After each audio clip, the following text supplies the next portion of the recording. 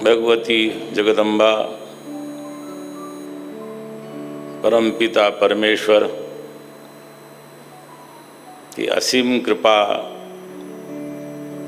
से हम लोग इस नारायणी धाम में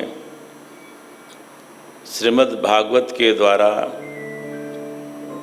भगवान के गुणगानों का वर्णन कर रहे हैं। श्रीमद् भागवत का तात्पर्य है जो भगवत संबंधी चर्चा है, जो परमात्मा संबंधी चर्चा है। इसमें कोई दूसरी बातें है ही नहीं।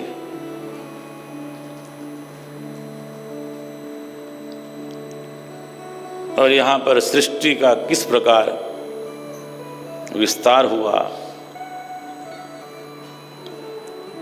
माता देहूति की जो 9 कन्याएं थी उसमें से एक अत्रि ऋषि को एक कन्या दी थी जिसका नाम अनुसुईया है। कुछ बातें आप लोगों को शास्त्र की समझनी चाहिए, इसलिए बोलते हैं। ऐसे तो बड़े बड़ी कथा में आप सब जाने वाले हैं, वहाँ तो भजन कीर्तन सब होता ही है। यहाँ पर आप शास्त्र की बात श्रवण करके जाएंगे तो मुझे लगता है कि हमारे लिए भी, आपके लिए भी, आने वाले पीढ़ी के लिए भी जो तत्व होता है ना, तत्व जो जिसको रहस्य बोलते हैं, तत्व बोलते हैं, सर्वोच्च ज्ञान बोलते हैं, इसके सुनने वाले अधिकारी कम होते हैं। आप लोगों ने पहले दिन श्रवण किया ना, सनकादि 4 ऋषि हैं और 4 ही ऋषि तो भ्रमण करते रहते हैं और नित्य सत्संग करते हैं।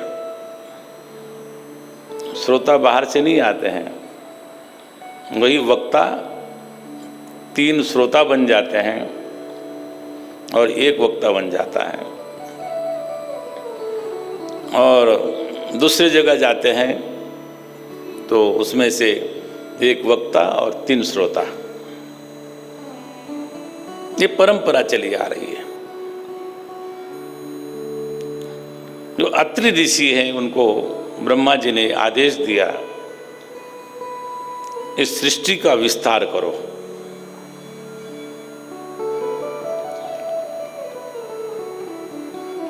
और अत्रि ऋषि ने बहुत तप किया, बहुत काल तक तप किया। जो अक्षर ब्रह्म है, पर ब्रह्म है, जो नाम रूप रहित है परंतु व्यापक है। हम लोग भगवान को एक जगह देखते हैं, हमारा स्वभाव है, क्योंकि हमारी वृत्ति वैसी नहीं है। उस वृत्ति को होने में बहुत समय लगता है। भगवान श्री कृष्ण अर्जुन को कहते हैं, बहूनां जन्मनां अन्ते ज्ञानवान् मां प्रपद्यते वासुदेव सर्वमिति स महात्मा सुदुर्लभः। ज्ञान हमारे यहाँ पर बड़ा पड़ा है, क्योंकि उस ज्ञान को कैसे प्राप्त किया जाए, मैं तो समझता हूँ कि इतना भी हो रहा है तो बहुत है इस काल में। आज हम ये समझते हैं कि जैसे तूफान में दिए को जैसे हम पाल के रखते हैं, वर्तमान समय में कुछ संतों ने, कुछ सज्जनों ने इस हमारी संस्कृति को, हमारे ज्ञान को उसी प्रकार से रखा हुआ है। वो परमात्मा तत्व क्या है, वो व्यापक है, सर्वत्र है, कहीं उसके बिना कोई चीज रह ही नहीं सकती है संसार में। आप लोगों ने पहले भी सुना, इसलिए उपनिषद कहती है ईशावास्यमिदं सर्वं यत्किंच जगत्याम जगत।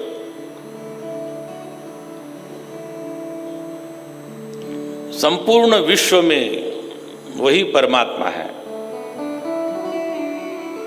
पहले भी कहा गया था कि यच्च किंचित जगत सर्वम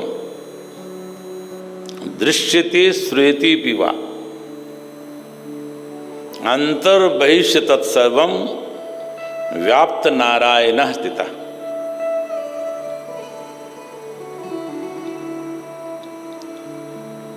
अपने यहाँ पर वो परमात्मा व्यापक है,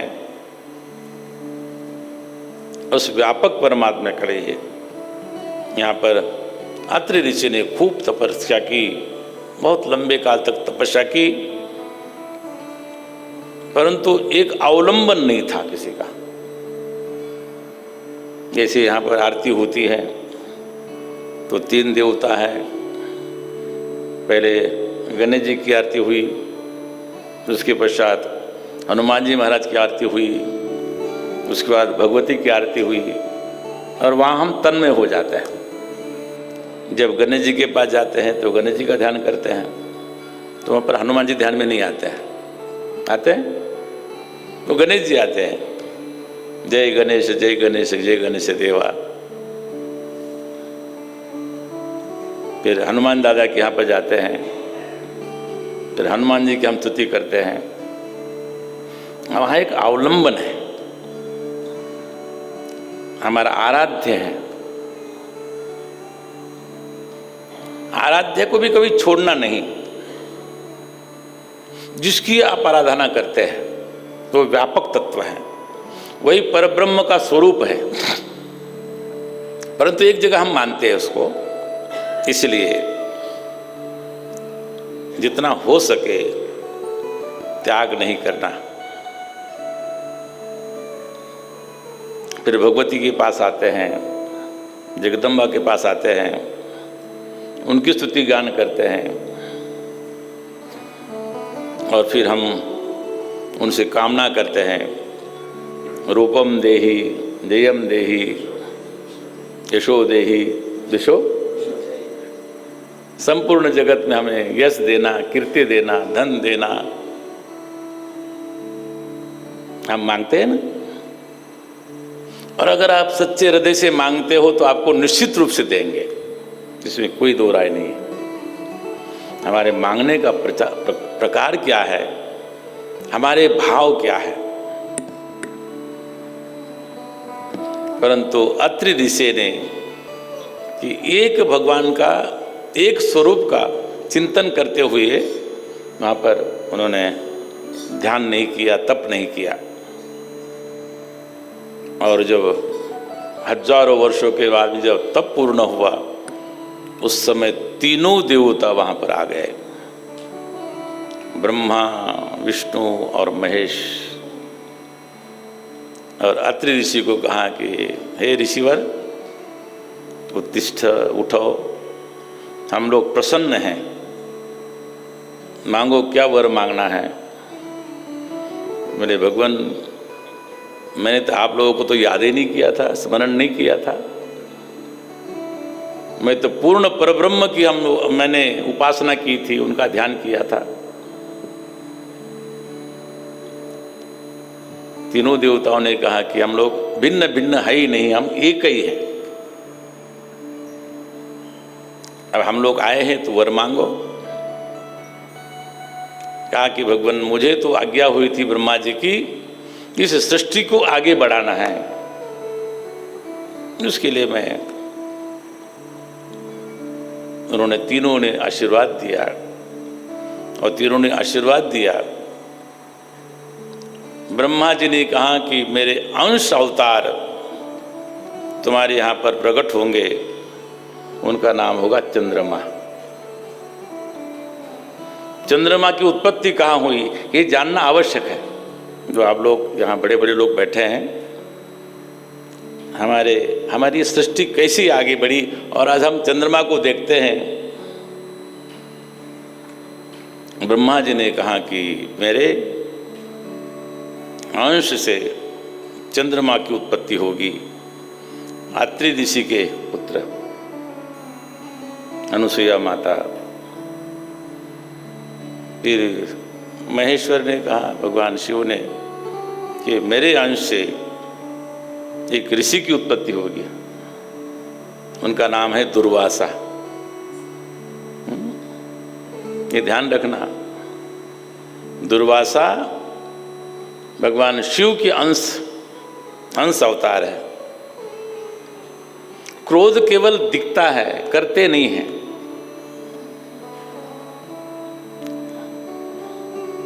कभी कभी ऐसा होता है कि क्रोध कभी कभी होना भी चाहिए,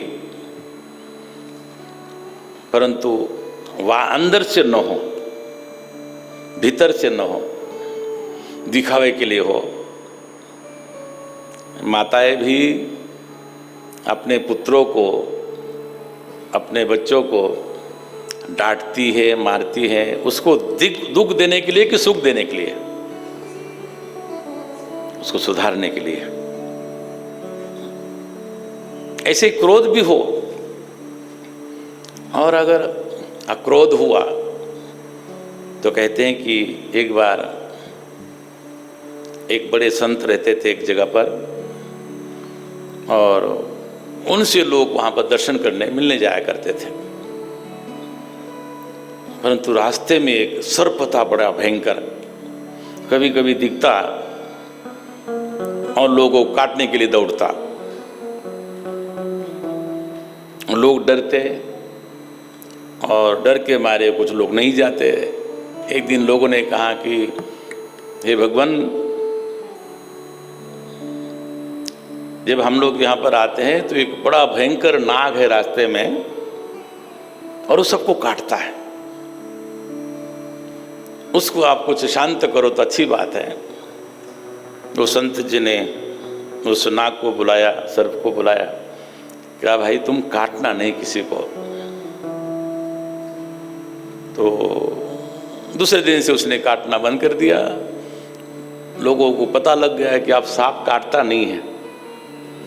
तो बच्चे आने लगे, उसके पूंछ को पकड़ने लगे, उसको घुमाने लगे। अब सर्प बड़ा परेशान, अब तो काटता था तो कोई आते नहीं थे लोग।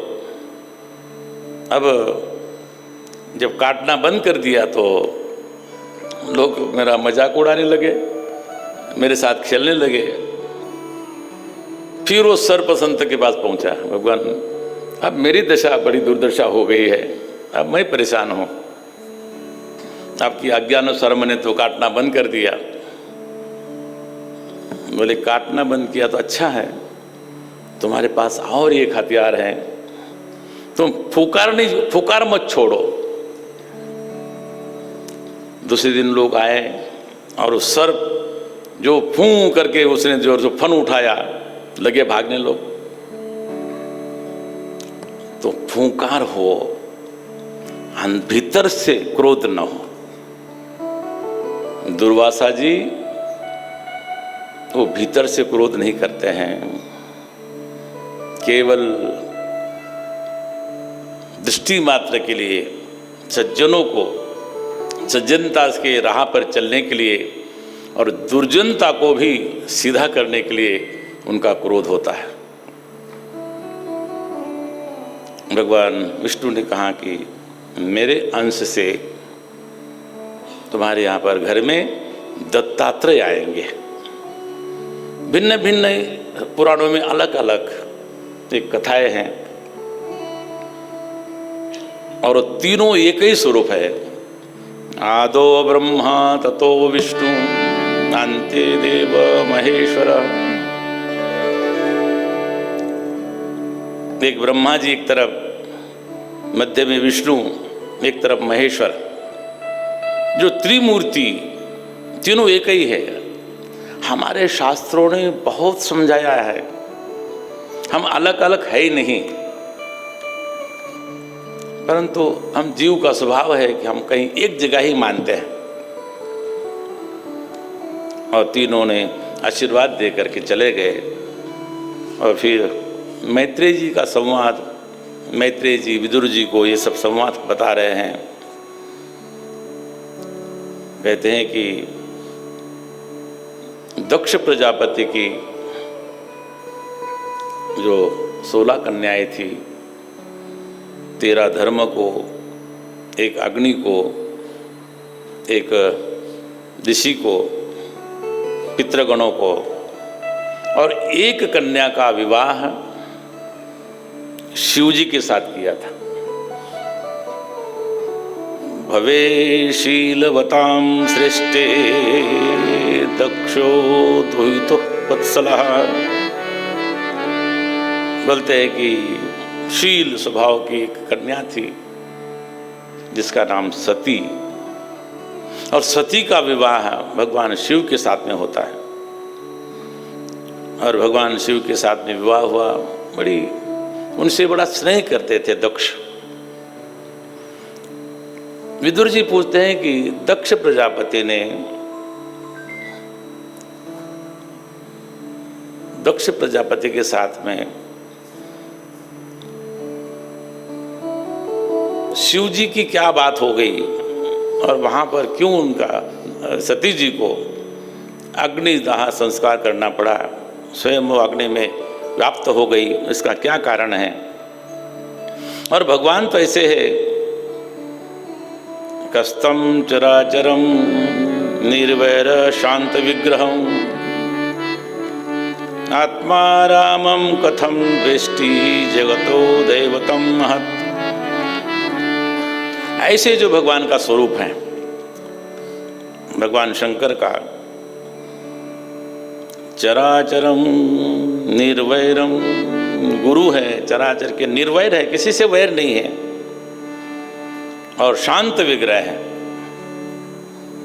आत्मा रामम कथम द्वेष्टि, वो आत्मा राम है, स्वयं में रमन करने वाला है। जो स्वयं में रमन करता है वही श्रेष्ठ है। हम लोग तो विचरण करते बाहर, वो क्या है, वो क्या है, वो कैसा है। अपने आप में जो रमन करता है, अपने आप में जो मनन करता है, चिंतन करता है, वो सबसे सुखी है, सबसे शांत है, और वो भगवान शिव से बढ़कर के कोई भी नहीं है। तो इनके साथ में क्यों द्वेष किया, द्वेष करने का क्या कारण था। तो मैत्रेय जी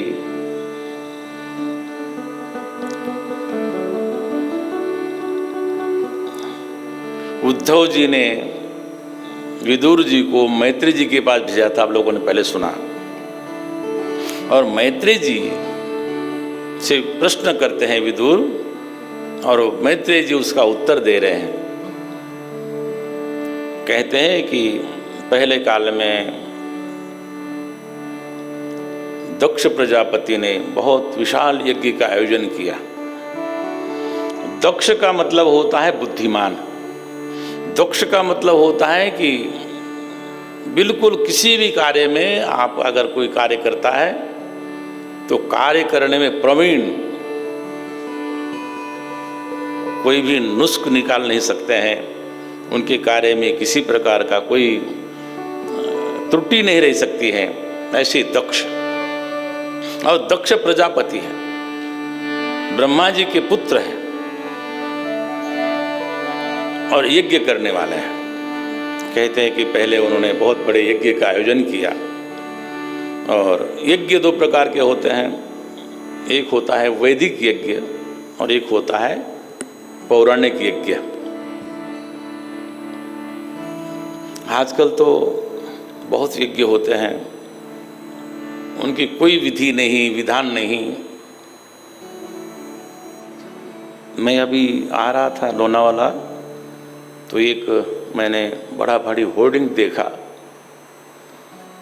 कोई अश्वमेध यज्ञ होने जा रहा है। अश्वमेध यज्ञ,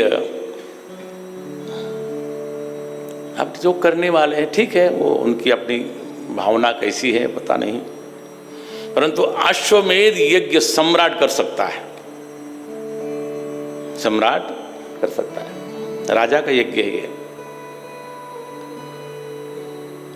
ये सामान्य कोई नहीं कर सकता है। कि आपको कोई, आपके पास पैसे हो सकते हैं, आपका धन हो सकता है, परंतु सत्ता आपके पास में नहीं है। संपूर्ण पृथ्वी का जो राजा हो, सम्राट हो, आप लोगों ने सुना है ना, भगवान श्री रामचंद्र ने यज्ञ किया था अश्वमेध, और उस अश्वमेध यज्ञ के लिए एक अश्व छोड़ा जाता है और वो संपूर्ण पृथ्वी को जीतने के बाद ही वो अश्व आने के बाद में यज्ञ होता है। तो लोग कुछ ने उनको रोका था ना, हम लोगों ने सुना है, जब भगवान श्री राम यज्ञ करने जा रहे थे उस समय लोग कुछ ने उस घोड़े को रोका था और फिर वहाँ पर युद्ध हुआ। बड़ी लंबी कथा है। अश्वमेध अगर हुआ हो तो मुझे लगता है कि बहुत काल पहले जो सम्राट कोई हो उसने अश्वमेध किया था। यहाँ पर श्रीमद् भागवत में आता है कि राजा युधिष्ठिर ने 3 अश्वमेध किए और जो 100 अश्वमेध करता है वो इंद्र बन जाता है। इसलिए इंद्र वो 100 होने नहीं देते हैं। इंद्र जो है वो 100 यज्ञ होने देते नहीं हैं। तो ये राजाओं का यज्ञ है। और एक है जो वैदिक यज्ञ, वो केवल ब्राह्मण ही कर सकते हैं, उसमें क्षत्रियों का अधिकार नहीं है, दूसरे लोगों का अधिकार नहीं है। तो वो यज्ञ करने के लिए बहुत बड़े बड़े यज्ञ, उसमें से यष्टि से लेकर के, जो हम लोग यष्टि से लेकर के वहाँ पर सोम याग और वाजपेयी याग और बड़े बड़े याग होते हैं, चातुर्मास्य याग, उसमें वैदिक याग होते हैं। उसमें जो पुरोहित होते हैं वो भी वैदिक होते हैं। सामान्य ब्राह्मणों का वहाँ भी काम नहीं है। जो वैदिक हो उसकी बड़ी लंबी कथा है, वैदिक कौन होता है, और फिर वहाँ का यजमान भी वैदिक हो।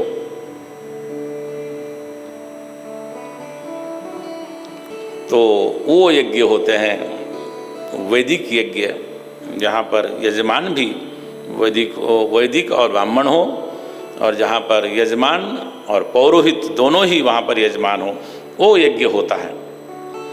ऐसे यज्ञ करने जा रहे थे दक्ष प्रजापति, और सब देवताओं को वहाँ पर आहूत किया था, देवताओं को बुलाया था, सभा भरी हुई थी, और वहाँ पर शिवजी भी आए हुए थे बड़े बड़े।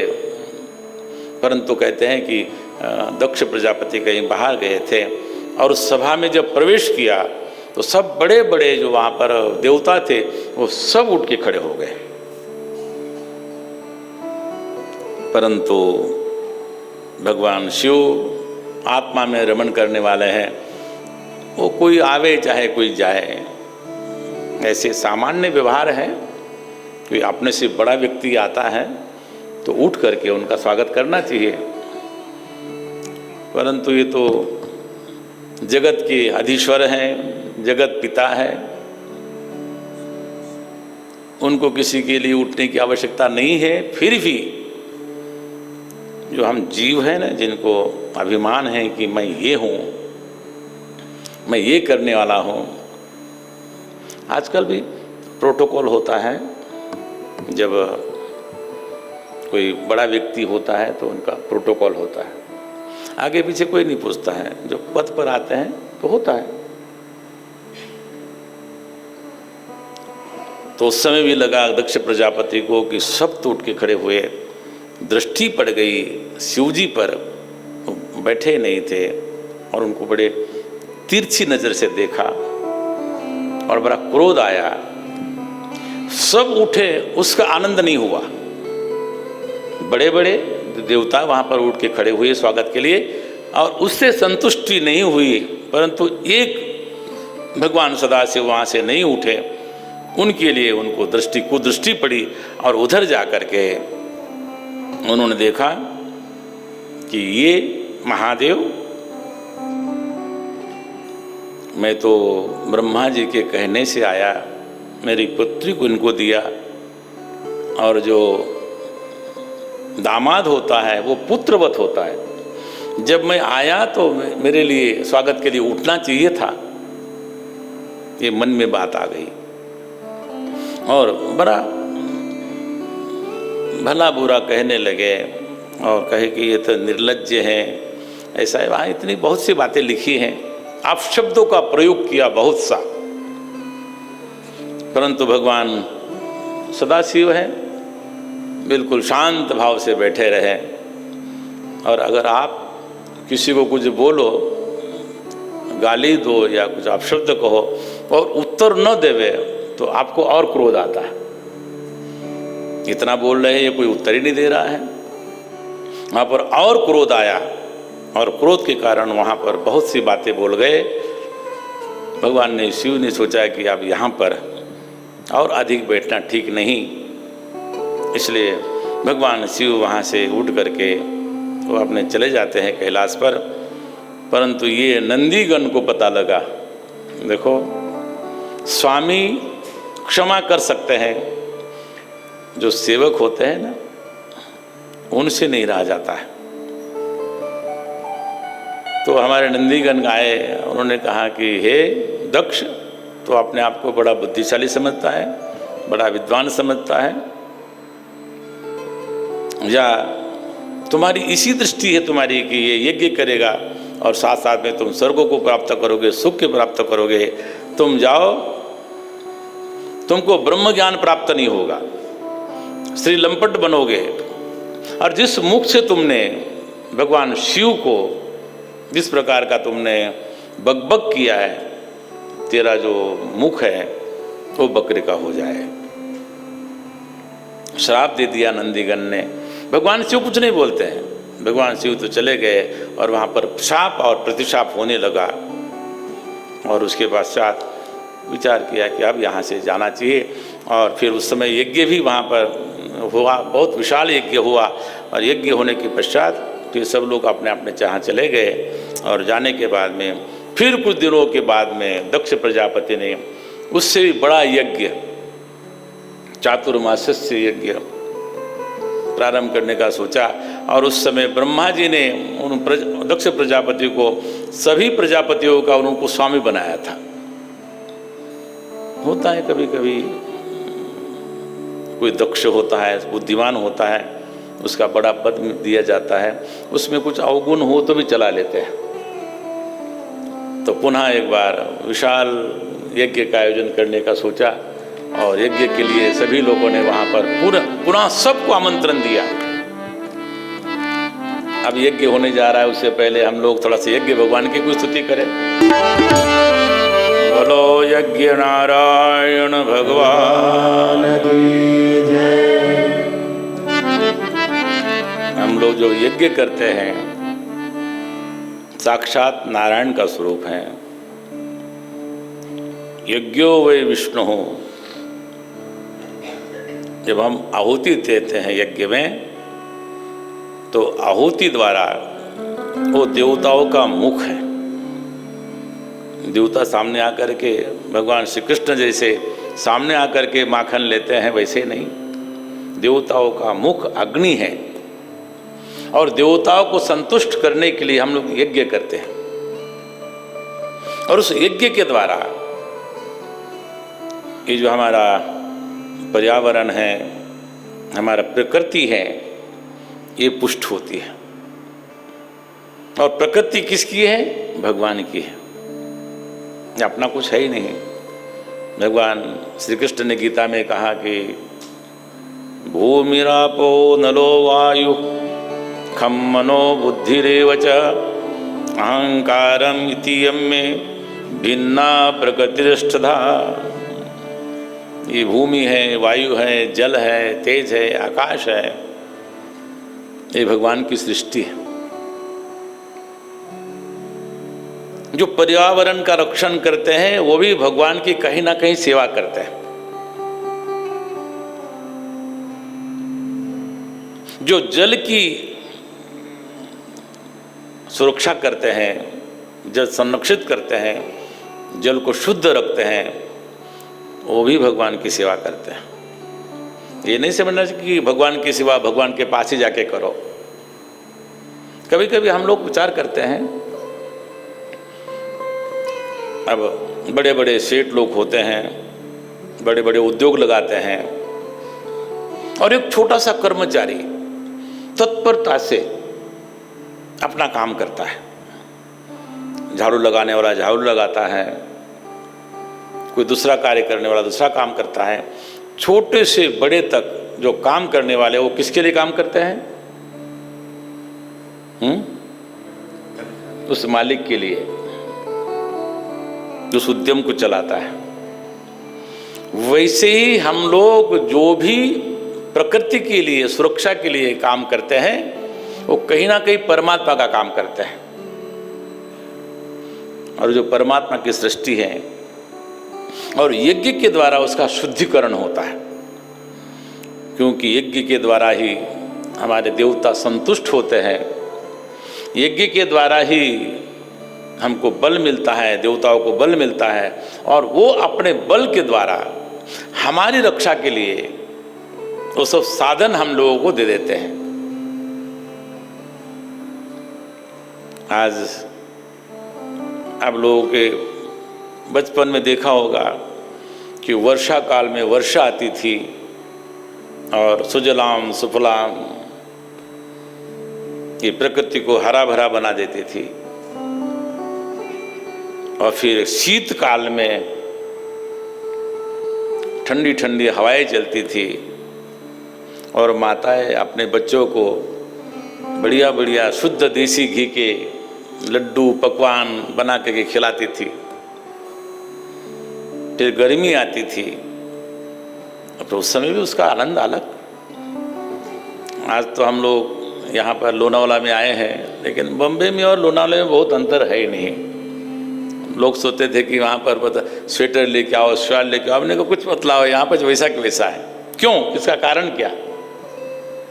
हम लोगों ने उस प्रकृति का ध्यान नहीं रखा, स्वार्थवशात। जो प्रकृति की सेवा करता है वो भगवान की सेवा करता है, समझना। आवश्यक नहीं है कि आप भगवान की ही केवल सेवा करते रहो और उसकी प्रकृति को आप उसको भूल जाओ। तो यज्ञ प्रकृति के लिए, देवताओं के लिए, पुष्टि के लिए होते हैं। इसलिए और दक्ष प्रजापति हैं, उनको तो कार्य करना ही है, क्योंकि ब्रह्मा जी का आदेश है।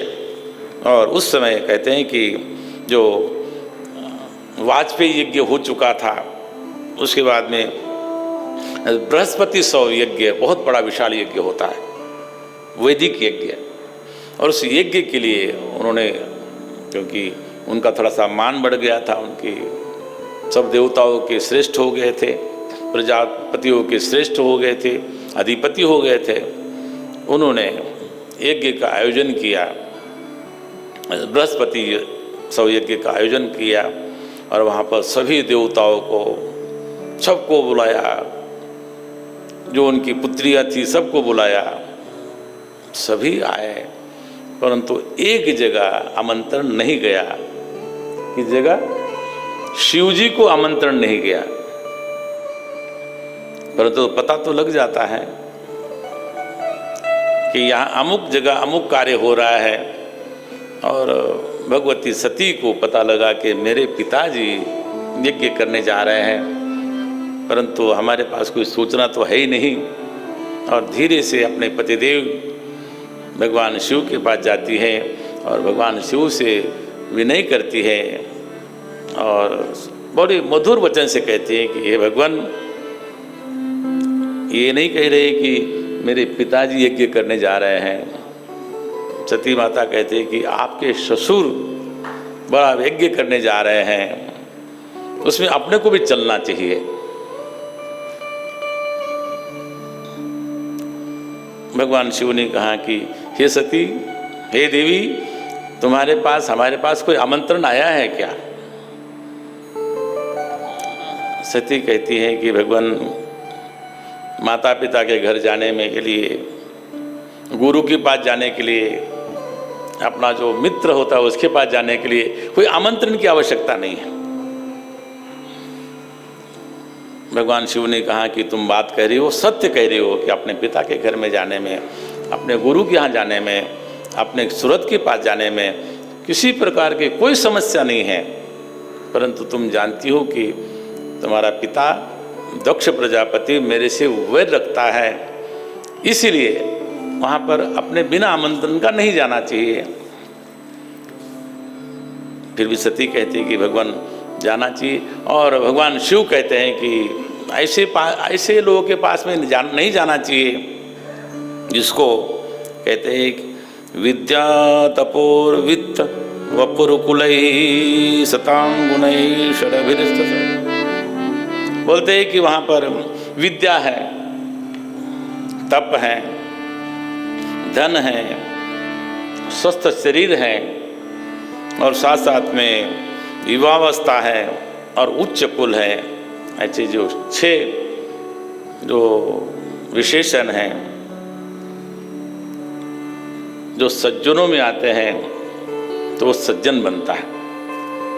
कहते हैं कि जो जिसके पास विद्या हो ना, विद्या विनय संपन्ने ब्राह्मणे गविहस्तिनि सुनचैव सुपाके च पंडितः समदर्शनः। जिसके पास विद्या होती है, विद्यमान पुरुष विनयी होता है, जिसका तप होता है, वो व्यर्थ को किसी को परेशान करने के लिए कोई अपने तप का उपयोग नहीं करता है, और साथ साथ में धन होता है। धन 2 प्रकार का है आजकल तो। कुछ सज्जनों के पास होता है, वो सत्कर्म करते हैं, हर दुर्जनों के पास में पहुंचता है तो हम लोग आजकल भयभीत है ना। अब ये 10 साल से सब रुका हुआ है। अपने मुंबई में जिस प्रकार का कांड हुआ था 2008 में, कहाँ से लोग आए थे, कैसे आए? बिना धन का नहीं हो सकता। जब दुर्जन के पास में धन आता है तो विनाश की सोचता है, जो सज्जन के पास में धन आता है वो सुरक्षा की समझता है, वो किसी के सदुपयोग के लिए सोचता है, किसी का भला हो। तो यहाँ कहते हैं कि यो जो धन है वो किसी सज्जन के पास आता है, और युवावस्था हो। सबसे ज़्यादा लोग जो युवावस्था होते हैं ना, किसी को समझते नहीं हैं। जो किसी को नहीं समझते हैं, लेकिन उनको पता नहीं कि हमने अपने दादा को भी देखा है, अपने बाप को देखा है। अगर वो समझ करके कुछ उससे सबक ले, सीख ले, तो मुझे लगता है कि, परंतु सीख लेते नहीं हैं। युवावस्था होती है ना, बड़ी वो अलग ही होती है। इसलिए बोलते हैं युवावस्था हो, और फिर उच्च कुल हो। कुल का भी परिणाम होता है कि हम अमुक कुल में हमारी उत्पत्ति हुई, हम अमुक कुल में हमारा जन्म हुआ है। तो ये जो षड गुण हैं ये सज्जनों में आते हैं, तो सज्जन कहलाता है, उनके गुण कहलाते हैं। और अगर यही गुण दुर्जन में चले जाते हैं, उनको अभिमान होता है। बोलते हैं कि ऐसा ही कुछ तुम्हारे पिता में हुआ है, इसलिए अपने को वहाँ पर नहीं जाना चाहिए। परंतु देवी कहते हैं कि भगवान चल के जाने में, वहाँ तो अपने घर में जाने में अपने को क्या आपत्ति है। भगवान फिर कहते हैं कि सत्वं विशुद्धं वसुदेव शब्दितम। जिसका अंतःकरण शुद्ध है, पवित्र है, भगवान कह रहे हैं, जिसका मन शुद्ध है, त्वदीयते तत्र पुमान पावृतः। बोलते हैं कि मैं वहाँ पर उनको मैं नमस्कार करता हूँ। सत्वम विशुद्धम, जो विशुद्ध तत्व है वो परमात्मा से भिन्न हो ही नहीं सकता है। जिसका अंतःकरण निर्मल हो जाए वो समझ लेना कि वो साक्षात भगवान है, साक्षात परमात्मा। संतों के पास क्यों जाते हैं आप? उनके चरणों में क्यों आप नमस्कार करते हैं? आप ये समझते हैं कि हमसे श्रेष्ठ है। वो दूसरी बात है, उसमें भीतर क्या है बात अलग है, परंतु आप समझते हैं कि हमसे श्रेष्ठ है। तो भगवान कहते हैं कि जो सत्वम विशुद्धम वो वसुदेव है। आगे बात आएगी, वसुदेव जी के घर में क्यों भगवान का अवतार हुआ, क्यों जन्म ग्रहण किया, यही कारण है।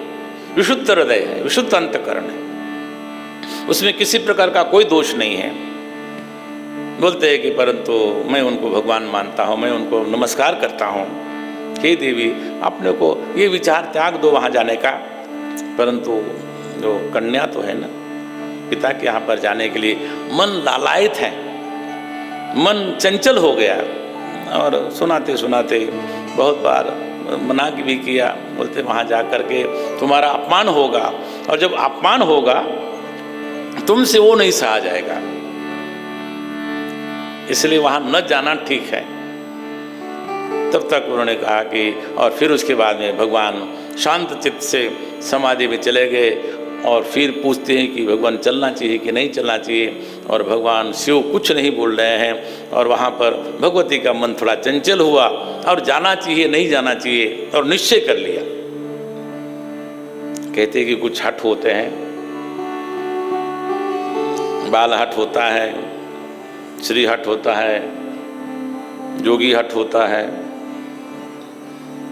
तो एक बार मन में बात आती है कि होना ही चाहिए, फिर उससे डिगना थोड़ा सा कठिन हो जाता है। ये सब हम लोग देखते हैं संसार में।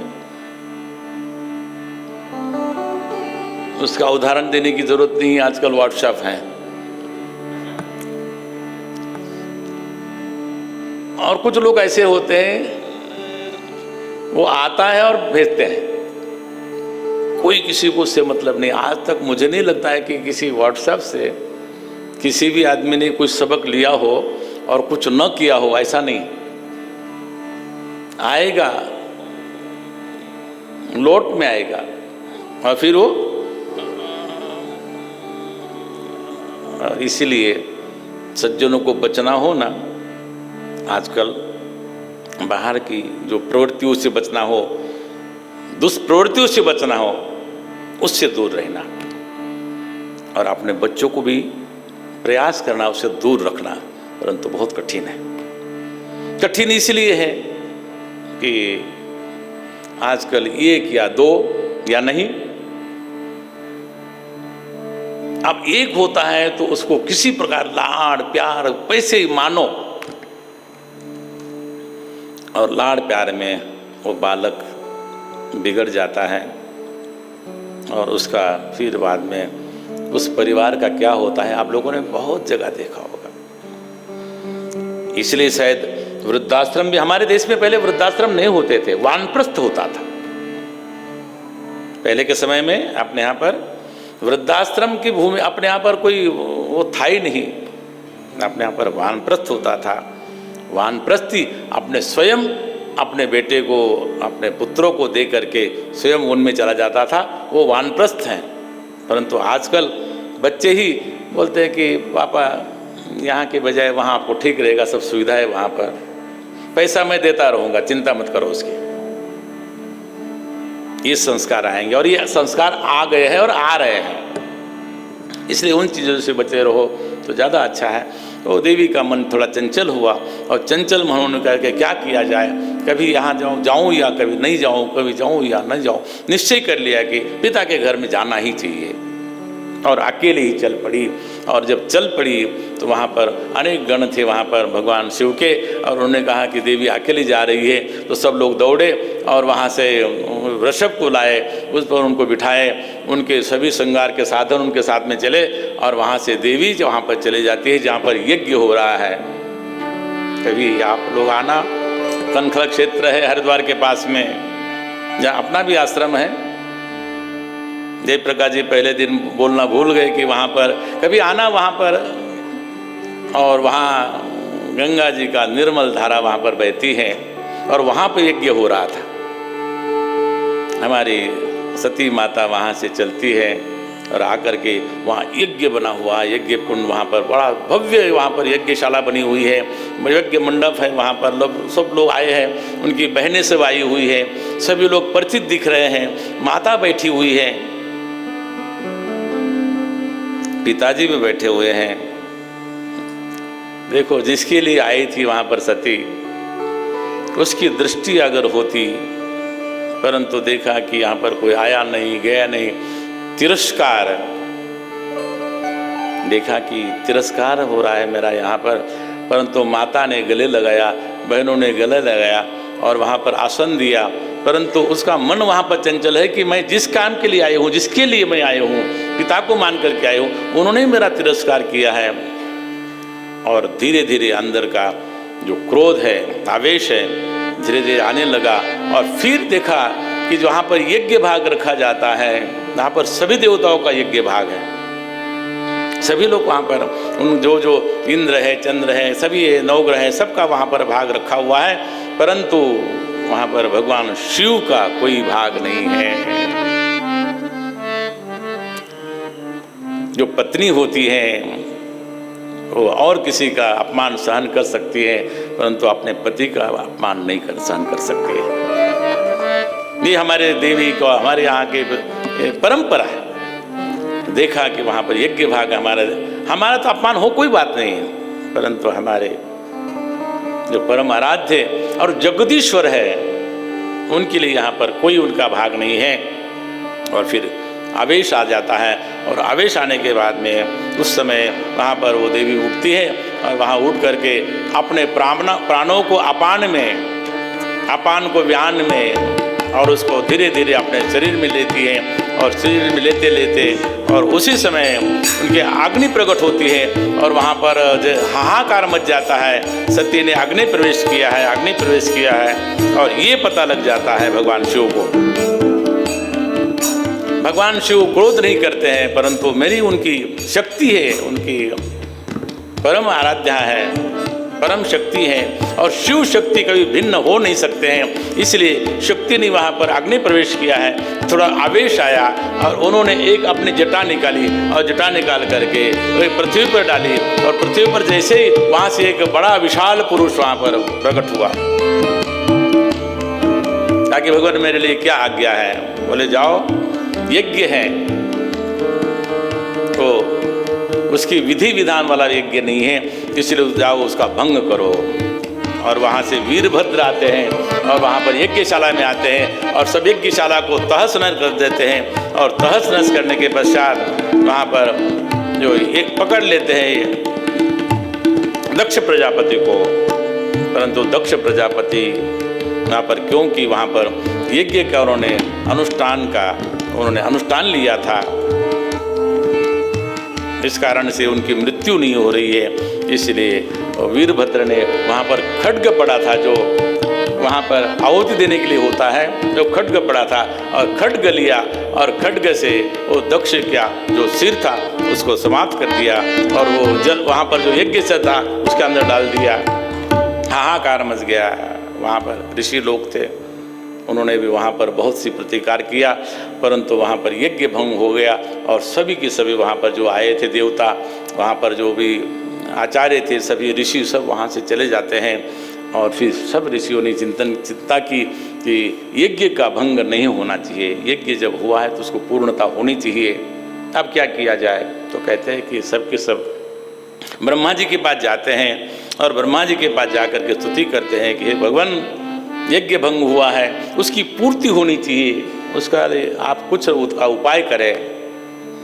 ब्रह्मा जी ने कहा कि देखो भाई, अब मेरे बस की बात नहीं है, चलना पड़ेगा शिव जी के पास में, जिनकी अगर कृपा हो जाए तो तुम्हारा कार्य सिद्ध हो जाएगा। तो हम सब चलो, सब के सब वहाँ से चल दिए हैं, और चल दिए कैलाश की ओर। बोलो भोलेनाथ भगवान की जय। अब सभी की सभी देवता ब्रह्मा जी को आगे लेकर के चल रहे हैं कैलाश की ओर। एक दिव्य कैलाश है, दिव्य कैलाश का यहाँ पर वर्णन है। ये भी कैलाश है जहाँ पर शिवजी जब विष पान किए थे तो इसी कैलाश में जाकर के बैठे हुए थे। सभी देवता वहाँ से चलते हैं और फिर वो सुंदर दृश्य कैलाश का यहाँ पर वर्णन करते हैं भागवतकार। वो दिव्य कैलाश है, परंतु भगवान शिव वहाँ पर बैठे हुए हैं और भगवान शिव के चारों ओर बड़े बड़े ऋषि, जिसकी आयु किसी की 1000 वर्ष, किसी की 10,000 वर्ष, ऐसे अनेक ऋषि वहाँ पर बैठे हुए हैं और सनकादि ऋषि बैठे हुए हैं और भगवान सदाशिव वहाँ पर चिन्मय मुद्रा में बैठे हुए हैं, योग मुद्रा में बैठे हुए हैं और उस मुद्रा में ज्ञान में मुद्रा में बैठे हुए हैं और मौन हैं। चिन्मय मुद्रा का ये होता है कि ये अंगूठे को ये तर्जनी लगा दी जाए और तीनों जो ये अंगुलियां है वो बाहर रह जाए। ये 3 गुण हैं, सत्व रज और तम, ये हट जाए जीवन से तो जीव और शिव मिल जाता है। जीव जब हम किसी को दिखाना होता है कि अपनी किसी को कुछ कहना होता है तो उसको अंगुली दिखाते हैं, ये अहंकार का प्रतीक है जीव, और इसके बिना कोई कार्य होता नहीं है, अंगूठे बिना कोई कार्य होता नहीं है। वही परमात्मा, और जिसने अपने आप को उस परमात्मा के साथ में मिला लिया, उसके तीनों जो गुण हैं वो समाप्त हो जाते हैं। भगवान शिव वहाँ पर चिन्मय मुद्रा में बैठे हुए हैं और अनेक ऋषि वहाँ पर बैठे हैं। ये दृश्य सभी देवताओं ने देखा। चित्रम वटतरो मूले, भगवान बैठे हुए वहाँ पर एक वट वृक्ष है, उसके नीचे बैठे हुए हैं। वृद्ध शिष्या गुरु युवा, भगवान शिव युवावस्था को हमेशा ही उनकी युवावस्था है, और भगवान शिव जैसा कोई सुंदर है ही नहीं जगत में। अगर सुंदरता किसी को मिली है तो भगवान शिव से प्राप्त हुई है। चित्रम वटतरे मूलो वृद्ध शिष्या गुरु युवा, जो शिष्य हैं बड़े बड़े वृद्ध हैं, कोई 10,000 वर्ष का, कोई 20,000 वर्ष का, कोई लाख वर्ष का, ऐसे ऋषि गण वहाँ पर शिष्य हैं। और गुरु कैसे हैं? युवा है एकदम, बिल्कुल युवा अवस्था के। वृद्ध शिष्या गुरु युवा, गुरुस्तु मौन व्याख्यानम, गुरु व्याख्यान कर रहे हैं, व्याख्यान करने में बोल रहे हैं। कौन सा व्याख्यान? मौन व्याख्यान। मौन भी कोई व्याख्यान होता है, परंतु कुछ संत लोग बोलते नहीं हैं, मौन रूप से आशीर्वाद देते हैं और आपका कल्याण हो जाता है। यहाँ पर शिव जी उसी प्रकार बैठे हुए हैं। और गुरुस्तु मौन व्याख्यानम शिष्यास्तु छिन्न संशया, और जो बड़े बड़े शिष्य थे, ऋषि थे, उनके अपने आप संशय दूर हो रहे थे। विद्यते हृदय ग्रंथि छिद्यन्ते सर्व संशया, बोलते उनके संशय अपने आप दूर हो रहे थे। और वहां पर भगवान शिव को देखा और भगवान शिव की प्रार्थना की ब्रह्मा जी ने कि भगवान आप तो यज्ञ के कर्ता भी आप हैं, भोक्ता भी आप हैं, और कभी कभी ऐसा देखते हैं कि त्वं कर्मणा मंगलम मंगलानाम, ऐसे लगता है कि मंगल के लिए कर्म हो रहा है परंतु वहाँ पर अमंगल हो जाता है। कभी ऐसा हो जाता है तो आप अभी कृपा करें कि आप चले और यज्ञ की पूर्णाहुति करें। तो कहते हैं कि भगवान ने कहा कि कोई बात नहीं, कोई बड़ी बात नहीं है, ऐसा करो चलते हैं। भगवान शिव जी आते हैं और कहते हैं कि दक्ष का भी धड़ तो है ही नहीं, सिर तो है ही नहीं, धड़ पड़ा हुआ है, ऐसा करो, क्योंकि नंदीगण का श्राप था कि तुम्हारा जो मुख है वो बकरे का होगा, बक बक करता है। बोले जो एक कोई सिर ले आओ बकरे का, उसको लगा दिया, और लगाने के बाद में जिसी प्रकार जैसे ही कोई सोते से उठता है उसी समय उसी प्रकार वहाँ पर दक्ष प्रजापति वहाँ पर उठ जाते हैं, और वहाँ पर तब तक वहाँ पर भगवान विष्णु वहाँ पर पधारते हैं, और सब लोगों ने भगवान विष्णु का भी स्तवन किया।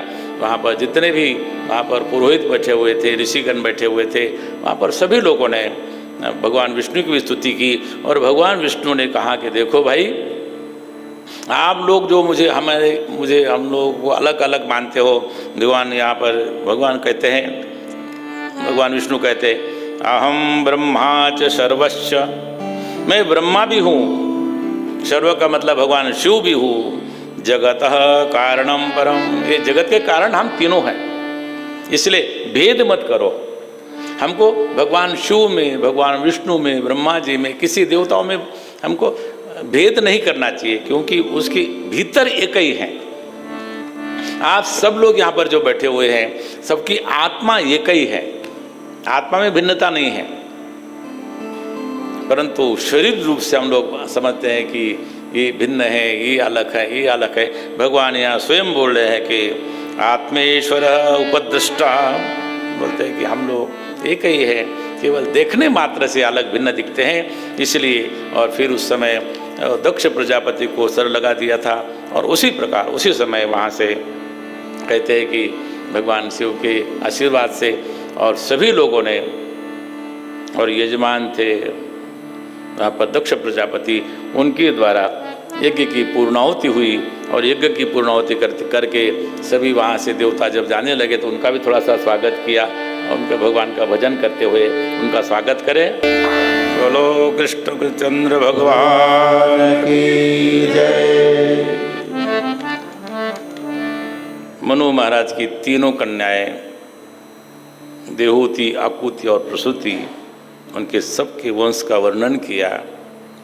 उनके दो पुत्र हैं, कहते हैं कि प्रियव्रतो तानपादो शत्रुपापते सुतो वासुदेवस्य कलया रक्षायां जगतः स्थितो।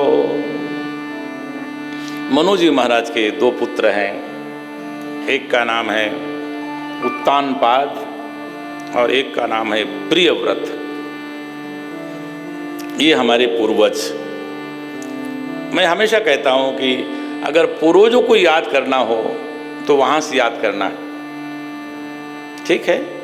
हमारे भी अपनी कोई परंपरा होती है, हमारा भी कोई कुल होता है, हमारे भी कोई परंपराएं चलती हैं, हमारे गोत्र हैं, परंतु दो उनके पुत्र जो साक्षात ब्रह्मा जी के द्वारा जिनकी उत्पत्ति हुई, मनु जी महाराज, शतरूपा, उनकी 3 कन्या और 2 पुत्र, एक उत्तानपाद और प्रियव्रत। उत्तानपाद का मतलब है कि जिसका पैर ऊपर हो। कहते हैं कि जीव जब जन्म को आता है, उसके जब माँ के गर्भ से जब बाहर आता है, उसके पैर ऊपर होते हैं, सर पहले होता है। जिसके सर पैर ऊपर हो, उत्तानपाद जीव का प्रतीक, और प्रियव्रत जिनको भगवान ही प्रिय होता है, ऐसे प्रियव्रत और उत्तानपाद की 2 पत्नी हैं, एक का नाम सुनीति है और एक का नाम सुरुचि है। परंतु जीवों को सुरुचि ही अधिक पसंद होती है, अधिक प्रिय होती है, इसलिए उत्तानपाद अपने एक पत्नी जो सुरुचि, उससे अत्यधिक प्रेम करते थे, और उसके प्रेम के कारण जो सुनीति थी उसकी उपेक्षा होती थी। और दोनों के 2 पुत्र हैं, एक का नाम है ध्रुव और एक का नाम है उत्तम। जो उत्तम देखने में तो अच्छा लगता है परंतु स्थायी नहीं होता है, और जो ध्रुव होता है वो स्थायी होता है, देखने में भले कैसा भी हो। और एक दिन की बात है, कहते हैं कि राजा उत्तानपाद अपने सिंहासन पर बैठे हुए थे, और वहाँ पर अपना जो पुत्र था उत्तम, उसका बड़ा लाल पाड़ कर रहे थे।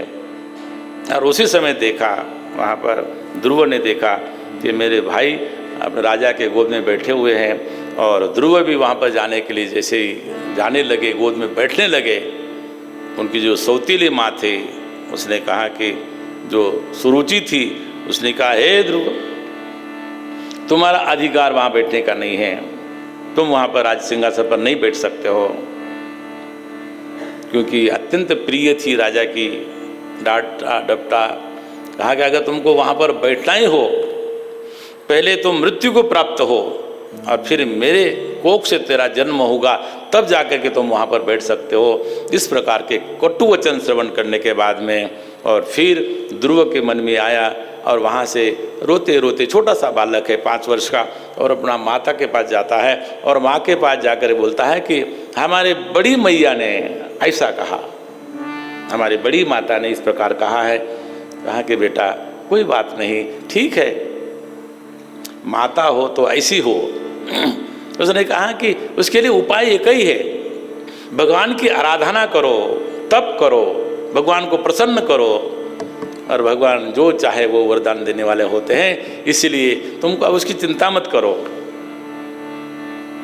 छोटा सा बालक, उसके मन में आया कि अब तप करना चाहिए, और रात्रि काल था, और उसी समय रात्रि काल में वो माता को नमस्कार किया, प्रणाम करके जब बाहर निकला है और अकेला है, वन की ओर चल दिया है। तपस्या करनी है, भगवान को प्राप्त करना है, लालसा भीतर है।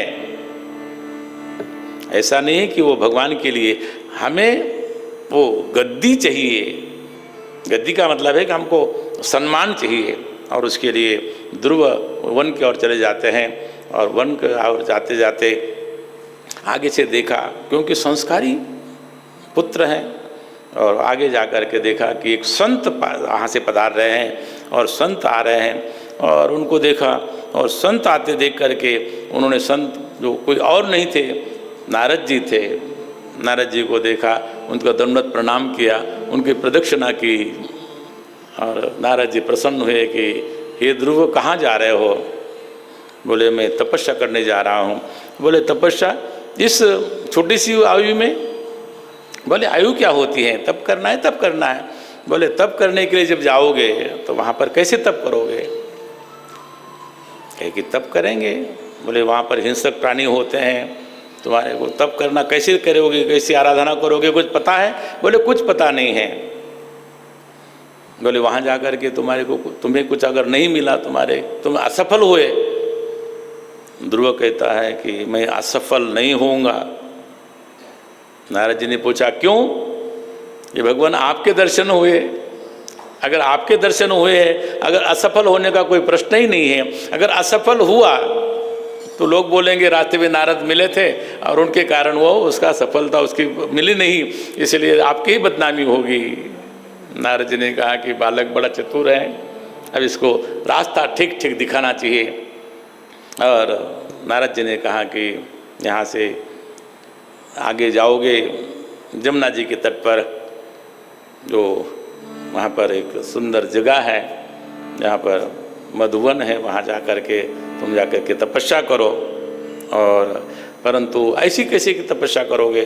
तो बोले वहाँ पर नारद जी ध्रुव का गुरु बनते हैं, ध्रुव को दीक्षा देते हैं, और वहाँ पर 12 अक्षरी मंत्र वहाँ पर उनको देते हैं। ओम नमो भगवते वासुदेवाय, भगवान श्री कृष्ण की जय। ध्रुव जी को विधिवत वहाँ पर मंत्र प्राप्त हुआ, गुरु दीक्षा प्राप्त हो गई। गुरु जी की परिक्रमा की और आज्ञा मांगे कि गुरुदेव मेरी तपस्या सफल हो, ये आशीर्वाद देना। नारद जी ने कहा कि तुम्हारी तपस्या सफल होगी, तुम जाओ और वहाँ पर जमुना तट पर जाकर के तुम तप करो। और तप की सब विधि बता दी। छोटा सा बालक है, कहते कि यहाँ पर त्रिरात्रांते कपित्थ भद्रासनम, 3 दिन में एक बार कुछ फल फूल खाना और तपस्या करना, उसके बाद में 6-6 दिन में एक बार केवल जल पीना, तृण वगैरह पी लेना, खा लेना। उसके बाद में 9 दिन के बाद में केवल जल पी करके ऐसे 5 महीने तक ध्रुव जी ने कठोर तपस्या की। और फिर अंतिम जो छठा मास था, उस समय अपने श्वासों को भी अवरोध करके, अपने प्राणों का अवरोध करके फिर वहाँ पर समाधि लगाने लगे।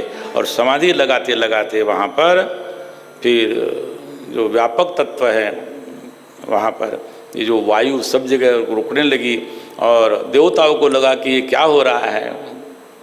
देवताओं ने पता लगाया कि ध्रुव बड़ी तपस्या कर रहे हैं और इस कारण से उन्होंने वायु का भी अवरोध किया है, इसलिए हम लोगों को सांस लेने में बड़ी कठिनाई हो रही है।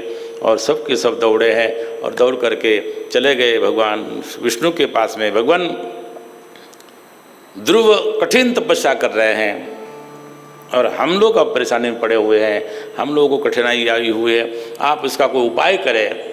भगवान ने कहा कि मुझे पता है। और वहाँ पर भगवान आते हैं और ध्रुव तपस्या में रत हैं, भगवान का ध्यान कर रहे हैं, आंखें बंद हैं और हृदय में उस परमात्मा का ध्यान करते हुए बिल्कुल बैठे हुए। और भगवान वहाँ पर गरुड़ पर सवार होकर के ध्रुव जी के पास आते हैं और ध्रुव जी बैठे हुए हैं। भगवान आ जाए और भक्त आँख बंद करके बैठ जाए। भगवान ने कहा कि पहले ही घटना है, अब क्या किया जाए। बहुत देर तक खड़े रहे वहाँ पर। भगवान वो आँखें नहीं खोल रहा है ध्रुव। उन्होंने विचार किया कि जो जिसका ध्यान कर रहा है, मेरा ही तो ध्यान कर रहा है। और वहाँ पर भगवान ने वो अपना जो स्वरूप था उसके हृदय से अपना समेट लिया और अंदर से बेचैनी हो गई कि मैं जो इसका ध्यान कर रहा था वो कहाँ गए। और आंखें खोली तो सामने भगवान दिखते हैं, भगवान नारायण सामने दिख रहे हैं। भगवान सामने नारायण को देख करके वो स्तुति करने का सोच ही रहे थे कि भगवान की हम स्तुति करते हैं, जैसे हम यहाँ पर दुर्गा भगवती की स्तुति करते हैं। कोई भगवान के यहाँ पर जाते हैं तो हम लोगों को कोई स्तुति करनी चाहिए। स्तुति करने की इच्छा थी, परंतु अभी छोटी सी अवस्था है, कोई स्तोत्र याद नहीं है, केवल एक ही मंत्र याद था, ओम नमो भगवते वासुदेवाय। और उस समय भगवान ने अपना जो शंख निकाला और वहाँ पर कान में रखा और उसी समय वाणी प्रपुषित हो गई, वहाँ पर वाणी चल पड़ी और वहाँ पर स्तोत्र गाने लगे और भगवान की बड़ी स्तुति यहाँ पर करते हैं। और उसके बाद में भगवान ने कहा कि हे ध्रुव, तुमने जिसके लिए तपस्या की है, तुमने सिंहासन के लिए तपस्या की है, मैं वरदान देता हूँ, तुम 36,000 वर्ष तक तुम राज्य करोगे और फिर मेरे परम पद को प्राप्त हो जाओगे। और ध्रुव जी वर प्राप्त करके वापस आते हैं और फिर नगरवासियों ने उनका बड़ा स्वागत किया है। उनको उनके पिता उत्तानपाद ने उनको बड़ा स्नेह किया है, उनकी माता ने, उनकी दूसरी सौतेली माता ने, सभी नगरवासियों ने उनका बड़ा स्वागत किया है। और वहाँ पर वो फिर दोनों भाई बड़े प्रेम से रह रहे हैं। उत्तम एक दिन चला गया शिकार खेलने के लिए और वहाँ पर गंधर्वों ने उसको मार दिया। और उस पुत्र के वियोग में जो माता थी सुरुचि, उसने भी अपने को प्राणों को त्याग कर दिया। और फिर विचार किया उत्तानपाद ने कि अब मुझे भी वन में जाना चाहिए वानप्रस्थ के लिए, और अपने पुत्र जो ध्रुव को राज्य शासन दे करके वो भी वन के लिए चले जाते हैं। 36,000 वर्ष तक ध्रुव जी ने राज्य किया। राजा चाहे जितना भी वर्ष अपने गद्दी पर रहे, एक दिन तो निवृत्त होना ही पड़ता है। उन्होंने भी अपने पुत्र को राज्य दे दिया और राज्य दे करके वो चले गए बद्रीनाथ तपस्या करने के लिए। तपस्या करते करते बहुत समय तक तपस्या हुई। फिर वहाँ से एक विमान आया, देवदूत आए, उन्होंने कहा कि चलिए आपको परम पद में जाना है, जो भगवान के उस परम पद पर आज तक कोई नहीं गया है, जो ध्रुव बोलते हैं उसको, वो स्थायी है, अक्षुण है, वहाँ पर जाना है। इस हमारे विमान में आप बैठ जाओ। विमान आकाश में है, देवता का विमान नीचे नहीं आता है, आकाश में है। कैसे चढ़ूं मैं विमान में? और उसी प्रकार उस समय कहते हैं कि कहा कि आप चढ़ो। तब तक वहाँ पर एक काला विशाल स्वरूप वाला एक वहाँ पर मानव दिखा और विमान पर के पास आकर के कहता है, हे ध्रुव, मेरे सर पर पैर रख करके तुम विमान में चढ़ जाओ। ध्रुव ने कहा कि मैं आपके सर पर कैसे पैर रखूं? वहाँ पर देवदूतों ने कहा कि ये कोई और पुरुष नहीं है, ये तो साक्षात काल है। इस काल के ऊपर तुम अपने विजय प्राप्त करते हुए तुम परम पद को चले जाओ। और ध्रुव कुमार उस काल पर विजय प्राप्त करके मस्तक पर पैर रखते हुए उस विमान में प्रवेश किया है और विमान आगे चलने लगा। उनको स्मरण आया, जिसके कारण मैंने तपस्या की, जिनके आशीर्वाद से, जिनके प्यार से मैं ये परम पद प्राप्त करने जा रहा हूँ, वो माता उनको छोड़ करके मैं जा रहा हूँ। उन्होंने कहा कि हे दूतो, हे देवदूतो, मेरा विमान पीछे ले लो। बोले क्यों? बोले नहीं, पीछे ले लो। बोले जिस माता ने मुझे जिस संस्कार दिए हैं, मैं उनको छोड़ के नहीं जाना चाहता हूँ। बोले हे ध्रुव, आपके जैसे पुत्र जिसके कोख से उत्पन्न हुए हो, वो कभी भी उनकी दुर्गति हो नहीं सकती है। आगे आगे देखो, एक विमान जा रहा है और उसमें आपकी माताजी बैठी हुई हैं। माताजी आगे आगे जा रही है और ध्रुव कुमार वहाँ पर जाते हैं और आज भी अखंड रूप से परमात्मा के साथ में वहाँ पर विराजमान है। ऐसे भगवान की कृपा जिस पर होती है, इस पर श्रद्धा होती है, हमारा भाव होता है, तो भगवान प्राप्त होता है। तो हम लोग इसी बात को यहाँ पर आज विराम लेते हुए सायंकाल को और कुछ कथाओं को हम आगे प्रवेश करेंगे। श्रीमन्नारायण नारायण नारायण।